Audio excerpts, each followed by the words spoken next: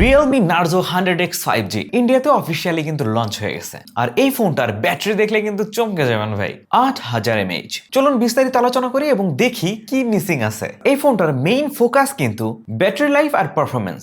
দাম হচ্ছে 20,999 রুপি আর সেল শুরু হবে কিন্তু এই 22 তারিখ থেকে। ওই যে বললাম না, সবচেয়ে বড় আকর্ষণ হচ্ছে 8000 mAh এর ব্যাটারি, সাথে থাকছে 45 ওয়াটের ফাস্ট চার্জিং সাপোর্ট। আর রিয়েলমি দাবি করছে নর্মাল ইউজে 3 দিনের মতো ব্যাটারি ব্যাকআপ পেয়ে যাবেন এই ফোন থেকে। আর সাথে এআই বেসড চার্জিং সাপোর্ট রয়েছে কিন্তু, আর 27 ওয়াটের রিভার্স চার্জিংও রয়েছে, মানে ফোনটাকে পাওয়ার ব্যাংক হিসেবে ইউজ করা যাবে। ডিসপ্লে হিসেবে রয়েছে 6.81 ইঞ্চির এলসিডি প্যানেল, 144 হার্টজের refresh rate, 1200 nits peak brightness, scrolling এবং গেমিং মোটামুটি এভারেজ টাইপের। এই ফোনটা কিন্তু এইচডি প্লাস রেজোলিউশনে আসবে, ফুল এইচডি না।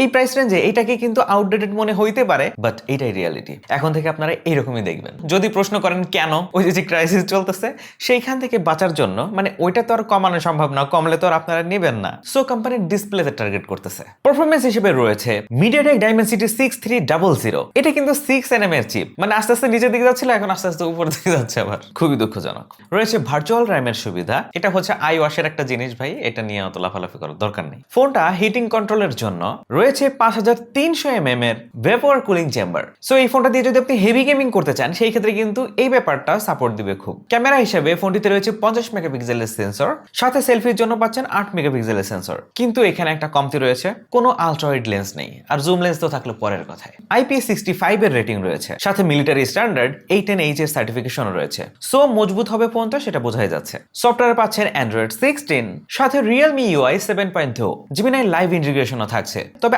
আপডেট কিন্তু মাত্র 2টা, আর 3 বছরের সিকিউরিটি আপডেট পাবেন। এই ব্যাপারটা কিন্তু খুবই এভারেজ হয়ে গেল, আর একটু বেশি আশা করেছিলাম। দামের কথাই বললে 3টা ভেরিয়েন্টে পেয়ে যাবেন। 4128 যেটা 21000 রুপিতে পাওয়া যাবে, 6128 যেটা 23000 রুপিতে পাওয়া যাবে, আর 6256 জিবি ভেরিয়েন্ট পাবেন 25000 রুপিতে। সো কনভার্ট করে ভ্যাট ট্যাক্স অ্যাড করে একটা আইডিয়া কিন্তু নিতে পারেন কত দাম হতে পারে বাংলাদেশে। সো ওভারঅল ব্যাটারি লাইফ আর কুলিং সিস্টেমের দিক থেকে এই ফোনটা সত্যি স্ট্রং, বিশেষ করে যারা সারাদিন ফোন ইউজ করে থাকেন।